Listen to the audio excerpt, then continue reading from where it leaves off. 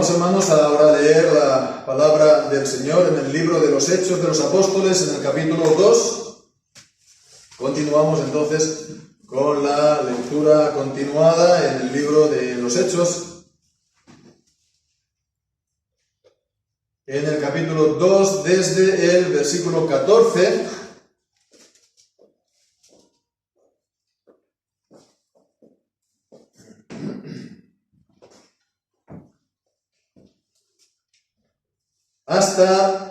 También vamos a leer hasta el versículo 40. Y dice así la palabra del Señor. Entonces Pedro, poniéndose en pie con los 11, alzó su voz y les declaró: varones, judíos y todos los que habitáis en Jerusalén, esto os sea notorio y oíd mis palabras. Porque estos no están borrachos como vosotros pensáis, puesto que es la hora tercera del día. Mas esto es lo que fue dicho por el profeta Joel. Y sucederá en los postreros días, dice Dios, que derramaré de mi espíritu sobre toda carne, y vuestros hijos y vuestras hijas profetizarán, y vuestros jóvenes verán visiones, y vuestros ancianos soñarán sueños. Y de cierto sobre mis siervos y sobre mis siervas derramaré de mi espíritu en aquellos días y profetizarán. Y haré prodigios arriba del cielo y señales en la tierra, abajo en la tierra, sangre y fuego y vapor de humo. El sol se convertirá en tinieblas y la luna en sangre, antes que venga el día del Señor, grande y manifiesto. Y sucederá que todo aquel que invoque el nombre del Señor será salvo. Varones israelitas, oíd estas palabras. Jesús Nazareno, varón aprobado por Dios entre vosotros, con maravillas y prodigios y señales que Dios hizo por él en medio de vosotros, como también vosotros sabéis.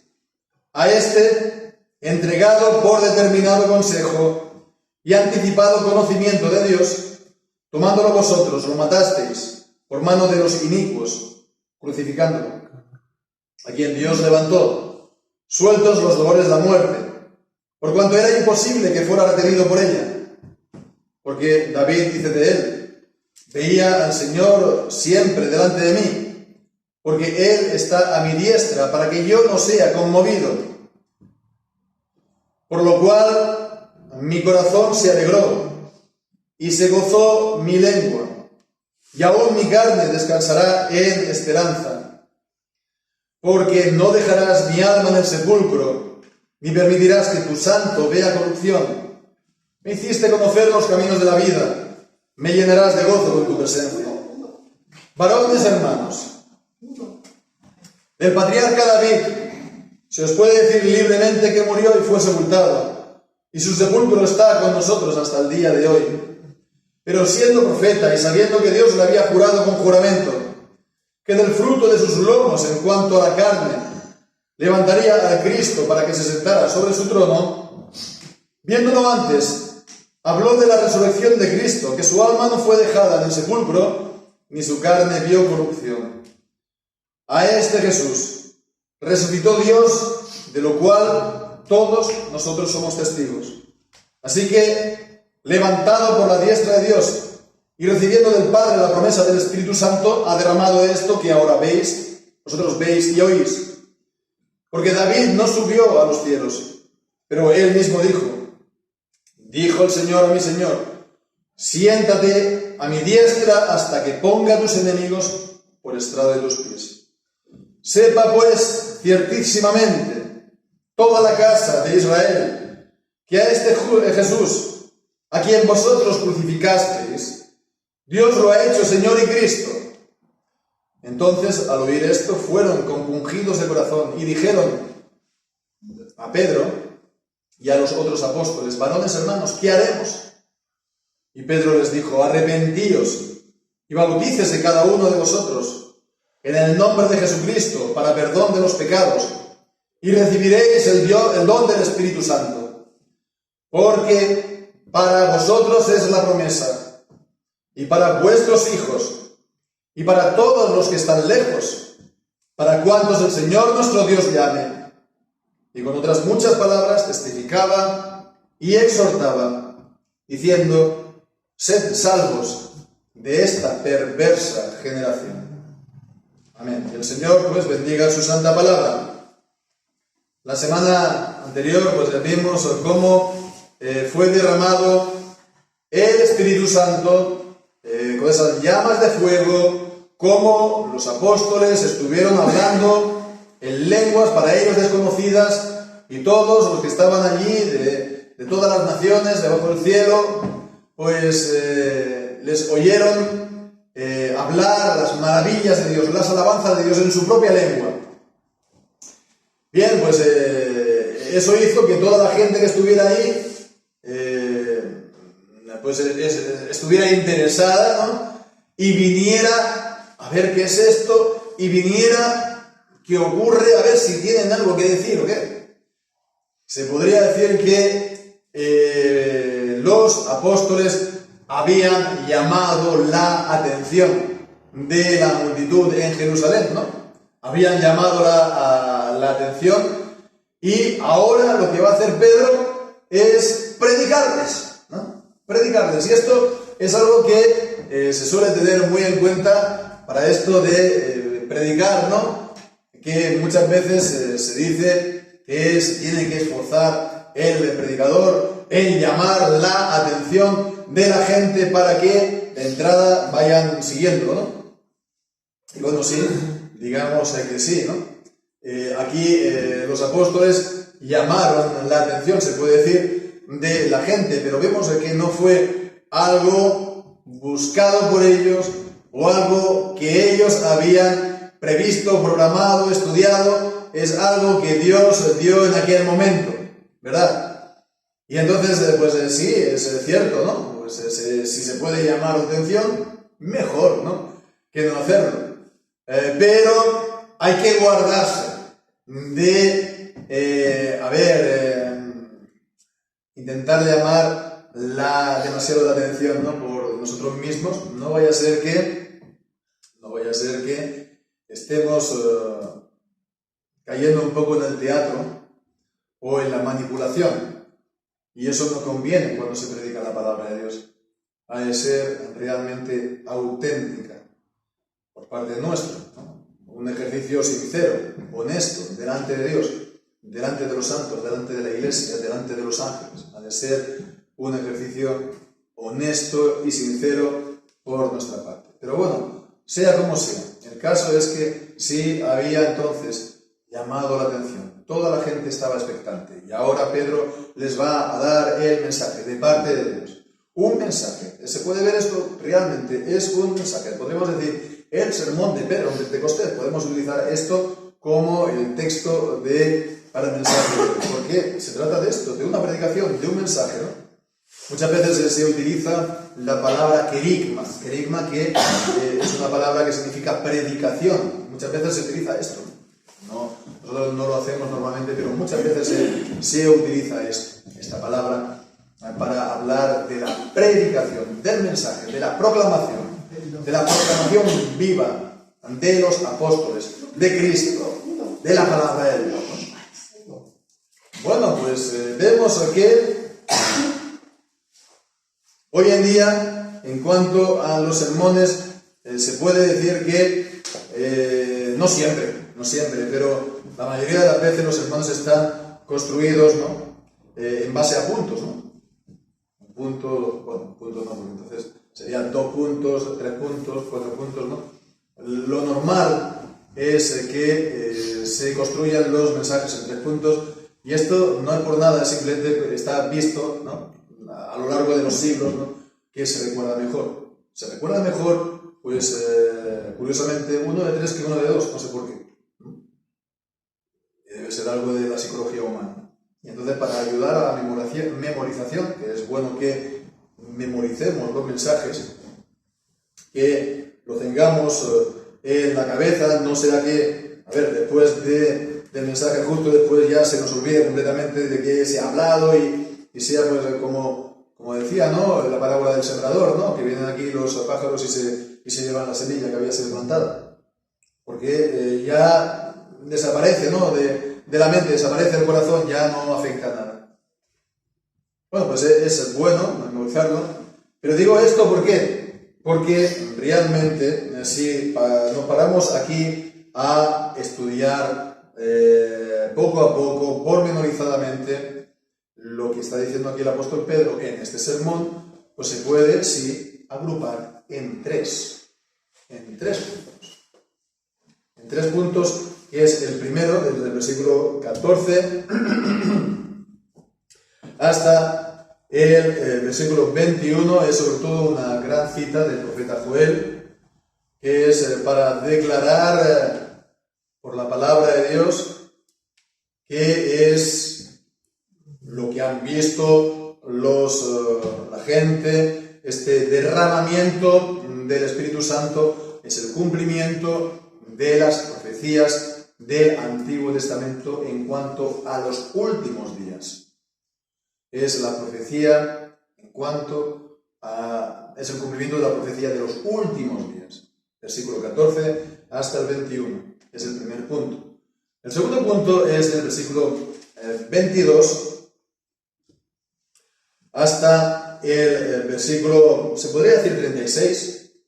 Es el segundo punto, es la parte central. Y es la más importante, porque se está hablando de que se está centrando en Cristo, para mostrar que, según las Escrituras, mostrar por las Escrituras, que Cristo, que Jesús es el Señor.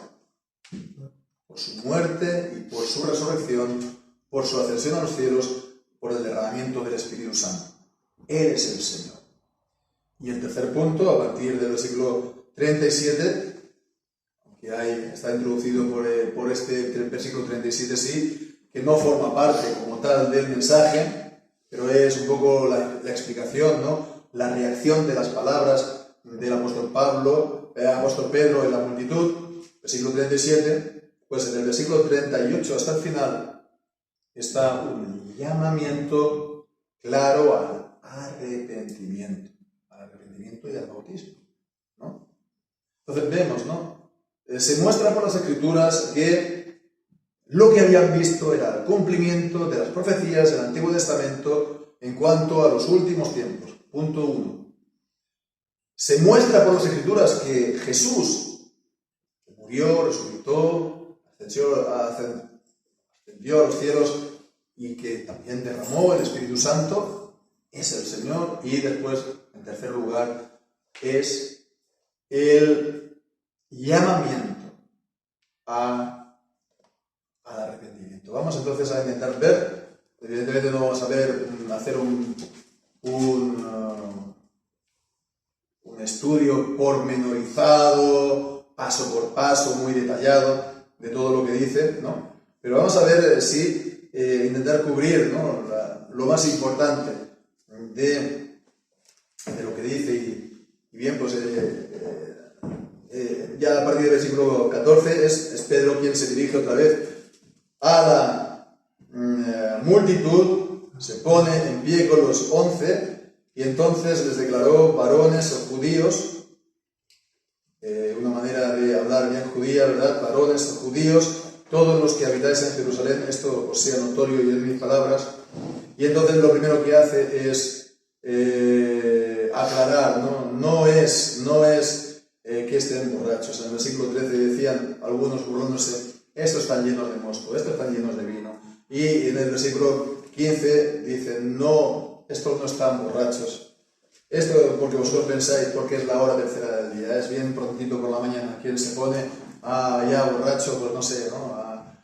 Bien pronto a la mañana, ¿no? No es esto, sino que es lo que fue dicho por el profeta Joel, y a continuación viene una cita literal del Antiguo Testamento acerca de lo que ocurrirá en los postreros días, los últimos tiempos, que derramaré mi espíritu. Era lo que había acontecido. El Señor había enviado y derramado su Espíritu Santo con poder sobre los apóstoles, sobre el grupo de discípulos reunidos, orando en Jerusalén. Entonces eso muestra que son los últimos tiempos, que el Señor ha derramado de su Espíritu sobre toda carne. Y lo que viene a decir a continuación, realmente esto siempre trae muy de cabeza a los que explican las Escrituras, los comentaristas, los predicadores incluso, el significado de estas palabras, cómo se cumplieron en el tiempo de Joel, cómo se cumplen hoy en día. Porque para empezar dice que derramaré sobre toda carne. Dios derrama de su Espíritu Santo sobre toda carne, sobre todos los hombres. Evidentemente no. Dios no derrama sobre todos los hombres el Espíritu Santo, sino sobre aquellos que Él tiene predestinados, preordenados. A ellos les envía el Espíritu Santo, sí, para salvación. Pero entonces ya vemos que esto nos pone sobre la pista de guardarnos, de entender, leer, interpretar esto de una manera completamente literal. Porque a continuación dice que derramaré de mi espíritu, ¿verdad? Y entonces vuestros hijos y vuestras hijas profetizarán. Y vuestros jóvenes verán visiones. Y vuestros ancianos soñarán sueños. Y entonces, según esto, muchos dicen, no, ves, hoy en día todos pueden profetizar, tener visiones, tener sueños, todos y cada uno, los niños, los ancianos, los jóvenes. Hoy en día también hay entonces estas revelaciones. Hay estos dones de revelación y es lo que tenemos que hacer, buscar que haya esas revelaciones en todos, porque es algo que vemos, está en principio abierto para todos. ¿Y qué tenemos que decir a esto? Vemos, esta es la manera de interpretar, ¿verdad? Literalmente. Aquí dice, sueños, visiones, profecía, pues entonces esto se tiene que cumplir hoy en día, ¿verdad? Pero ¿qué podemos entonces decir? Fijémonos, continuemos leyendo. En el versículo 19 dice, haré prodigios arriba, en el cielo, y señales abajo en la tierra, sangre y fuego y vapor de humo. Y el sol se convertirá en tinieblas y la luna en sangre antes que venga el día del Señor. Entonces vemos, ¿esto ocurrió en el día de Pentecostés? No, literalmente no. Esto ocurre hoy, cada día. La luna se pone, tal como dice aquí, ¿cómo dice? El sol se convierte en tinieblas, la luna en sangre, ¿no? Esta es un lenguaje del Antiguo Testamento para hablar de los últimos tiempos. Y estos últimos tiempos, entonces, están marcados por estas, digamos, fenómenos, ¿no? Es decir, sabemos que esto es lo que ocurrirá cuando Jesucristo regrese. Que entonces habrá toda este conjunto de conflagraciones del universo, de señales cósmicas, porque el universo va a dejar de existir en la forma que hoy está. Entonces vemos, eso es lo que ocurrirá al regreso del Señor Jesucristo. Y entonces dice, esto es lo que ocurre ahora en los últimos tiempos, ¿no? Entonces vemos que no se puede entender de esta manera completamente literal estas palabras. Por otra parte, sabemos que en el Antiguo Testamento Dios daba revelación porque todavía no se había completado la revelación.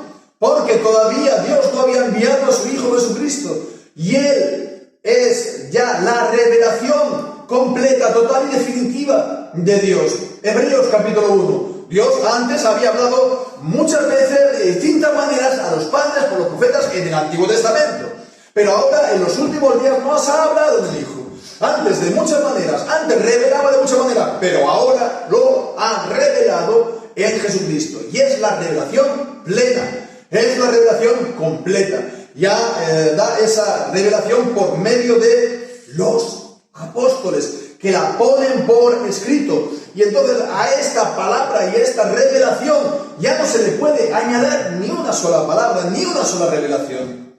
Si Dios siguiera dando revelaciones, entonces, en principio, la Biblia tendría que ser un libro abierto, en el sentido de que se le podría venir más y más palabras, porque no hay ninguna diferencia entre estas revelaciones, ¿verdad? Con las revelaciones del Antiguo Testamento. Se tendrían que añadir también. La Biblia es un libro cerrado. Así acaba el libro del Apocalipsis. No se le puede quitar una sola palabra, no se le puede añadir ni una sola palabra. Por lo tanto, ya no hay más revelación, porque la revelación está completa en el Hijo. Y todo lo que nos es necesario a nosotros saber y conocer ya está en las Escrituras. Segunda de Timoteo capítulo 3, versículo 16, ¿no? Las Escrituras son inspiradas por Dios, ¿no? Son dadas por Dios, útiles para enseñar, redarguir, corregir, instruir en justicia, a fin de que el hombre de Dios sea perfecto, enteramente preparado para toda buena obra. ¿Vemos? No nos hace falta nada más que las Escrituras. Enteramente preparado para toda buena obra. Todo lo que necesitamos para nuestra vida cristiana está ¿dónde? En las Escrituras. No nos hace falta buscar otra revelación. Si acaso hemos de buscar del Señor, que el Señor nos ayude a comprender su palabra, su revelación ya dada. Pero eso no es una nueva revelación. Es que nos abra los ojos y el corazón a su palabra. Entonces, bueno, si no es entonces esto una nueva revelación que el Señor da, ¿qué significa esto? Pues significa que esta palabra de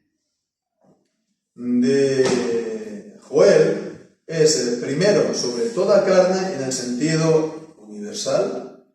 Se va a predicar el Evangelio, como decíamos la semana anterior, a todas las naciones, comenzando por Jerusalén, pero va a llegar a todas las naciones, y se va a derramar el Espíritu Santo que es dado ya a la Iglesia sobre los más pequeños hasta los mayores, los niños hasta los ancianos. Dios da su Espíritu Santo pues a todo su pueblo, para que ellos alcancen la salvación, para que ellos conozcan la revelación de Dios, estén unidos a Cristo, desde el pequeño hasta el anciano.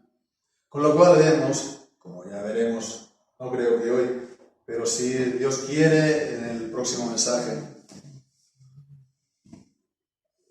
Dios también da el Espíritu Santo y Dios también da la salvación a los niños, porque esa es la promesa de Dios en el pacto, en el Antiguo Testamento, y confirmado esto, como veremos también, en el Nuevo Testamento. Sucederá que todo aquel que invoque el nombre del Señor será salvo.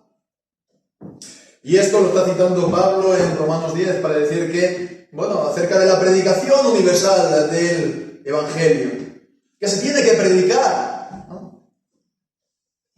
Que se tiene que enviar misioneros, que se tiene que enviar predicadores.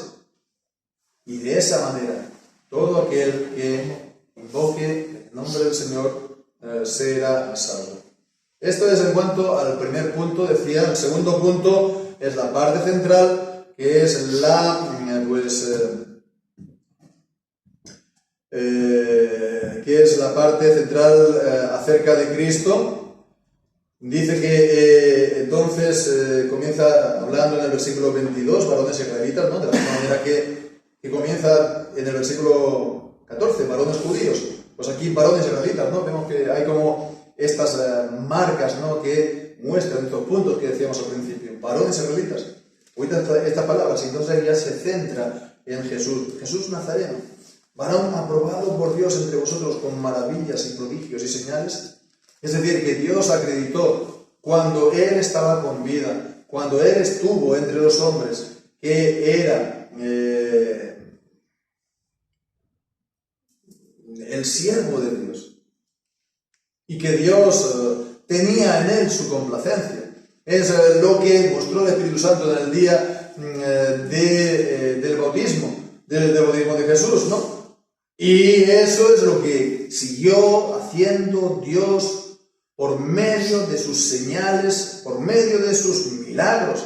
Esos milagros que lo hizo entonces el Espíritu Santo, obrando en Él y a través de Él en su humanidad. Jesucristo era Dios, pero era perfectamente y completamente hombre.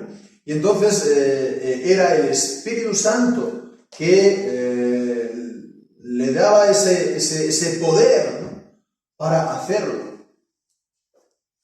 Por eso se nos dice que Dios lo acreditó, porque lo hizo por medio del Espíritu Santo.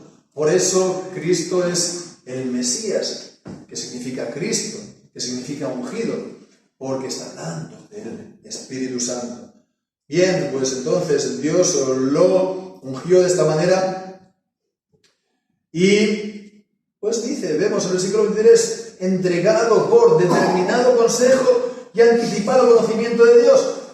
Está diciendo que, bueno, el hecho de que Jesús hubiera sido entregado por Judas y puesto a la muerte no fue un accidente, no fue, digamos, un fracaso, ¿no? Sino que eso vino ya de los planes de Dios. Aquí está hablando de la predestinación de Dios, de la soberanía de Dios. Está hablando por una parte del consejo, de su voluntad y también del conocimiento, de su preconocimiento, conocimiento por adelantado. Y las dos cosas vienen a decir lo mismo. No es aquello que Dios ve las cosas por adelantado y entonces Él pues deja que pasen, ¿no? No es eso, sino que Él las determina y las conoce por adelantado. Es su soberanía, porque es también su sabiduría. ¿Quién? Pues Él decide todas las cosas. Y bueno, pues por eso dice la palabra, que Él es el Cordero inmolado desde antes de la fundación del mundo. Porque fue sacrificado en los planes de Dios. Porque eso ya fue decidido en los planes de Dios. En ese consejo eterno entre el Padre y el Hijo, por el cual, pues entonces, el Hijo, pues, tomó la forma de siervo y se hizo obediente hasta la muerte y muerte de cruz. Fue entonces ese acto, ese acuerdo entre el Padre y el Hijo. Y bien, pues esto, como decíamos, muestra, no es, como dicen algunos, ¿no?, un fracaso de parte de Jesús, ¿no?, por parte de Jesús. No fue un accidente. Dios lo tenía todo previsto, porque de esa manera Él vino a ser la causa de eterna salvación para su pueblo. Fue el camino de salvación que Dios estableció para nosotros. Dice, lo mataste por manos de los inicuos, es decir, de los romanos, de los gentiles, crucificándolo, que es el instrumento de muerte de los romanos gentiles. Pero no se quedó ahí. Dice, a quien Dios levantó, sueltos los dolores de la muerte, por cuanto era imposible que fuera retenido por ella. Y ahora pues empieza hablando unas citas de la Escritura del versículo 25. ¿Alguien tiene de qué se cita este salmo? Sí. Veía al Señor siempre delante de mí. En la... ¿Cómo? 16. No, eso después. Veía al Señor siempre delante de mí. ¿Lo tenéis ahí? Y así nos despertamos un poco. Salmo 16, 8 a 11. En el versículo 25. Pues es una cita del Salmo 16, del 8 al 11. Aquí están mostrando, por lo tanto, que Cristo es el centro de la escritura, por supuesto, del libro de los Salmos y de este Salmo en particular. Es muy interesante lo que está haciendo aquí el apóstol Pedro, porque aquí dice, mira lo que dice aquí este Salmo. Aquí está hablando de su santo, ¿no? En mayúscula. Y dice que Dios no permitió que su santo pues viera corrupción. Salmo 16, ¿no? Y bueno, todos sabemos que David murió. Y su tumba, su sepulcro está aquí, todos lo sabemos. Por lo tanto, no está hablando de sí. No está hablando de ninguno de sus hijos. Pero Cristo resucitó. Y de eso somos nosotros testigos. Lo hemos visto. Por lo tanto, el Salmo 16 es un salmo que habla de Jesús. Y ahora se ha cumplido este salmo. Esta palabra se ha cumplido. Y Dios de esta manera lo ha declarado Señor y Cristo. Y Él no solamente ha resucitado, sino que ha ascendido a los cielos. Él se ha sentado a la diestra y Él ha enviado el Espíritu Santo, como vemos ahora. Así pues, vemos que, de la misma manera que estaba diciendo, esto que veis es el cumplimiento de las Escrituras en cuanto a los últimos tiempos, primer punto. Esto que ahora os estamos diciendo es que, según las Escrituras, Cristo, que murió y que resucitó, Jesús, que murió y que resucitó, es el Cristo, es el Mesías, es el Señor. Y lo está mostrando por medio del Salmo 16 y por medio de otro Salmo. A ver, el versículo 34 es el Salmo 110, ¿no? Que lo hemos cantado. Dijo el Señor a mi Señor, siéntate a mi diestra hasta que ponga a tus enemigos por estrado de tus pies. Entonces sepa ciertísimamente toda la casa de Israel que a este Jesús, que vosotros crucificasteis, Dios lo ha hecho Señor y Cristo. Y vemos entonces lo que está diciendo. Vosotros lo habéis hecho. Esto ha sido por el consejo de Dios, por su soberanía, pero vosotros lo habéis hecho. Él es el Santo de Dios.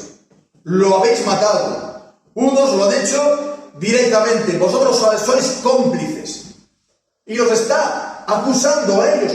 Vosotros lo crucificasteis. Y dirán, no, pero si nosotros acabamos de llegar. Hemos estado aquí y hemos venido aquí a adorar. Y no hemos hecho nada. ¿No? Otro dirá, no, mira, eso lo hicieron los sacerdotes. Nosotros no sabemos nada. Allá ellos. No, está diciendo, es la culpa vuestra. Es la culpa de todo el pueblo. Está imputando ese pecado a todo el pueblo de Israel. Ya veremos entonces que esto es la base del llamamiento al arrepentimiento. El tercer punto, arrepentíos. Dejad ese pecado. Arrepentíos de esta perversa generación. Este es vuestro pecado en tanto en cuanto no os arrepentáis.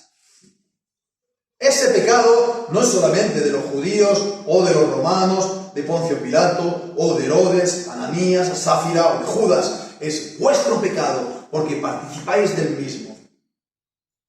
Sois partícipes del mismo, sois cómplices del mismo. Os tenéis que arrepentir. No es una posibilidad, lo tenéis que hacer. Es una obligación, lo tenéis que hacer. Y esto es un ejemplo de la predicación apostólica en los últimos tiempos. Esto es el ejemplo de predicar a Cristo.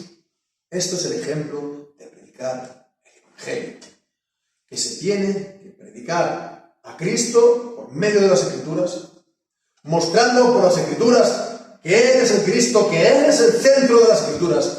Pero eso nos afecta a nosotros. Y hemos de arrepentirnos de nuestros pecados.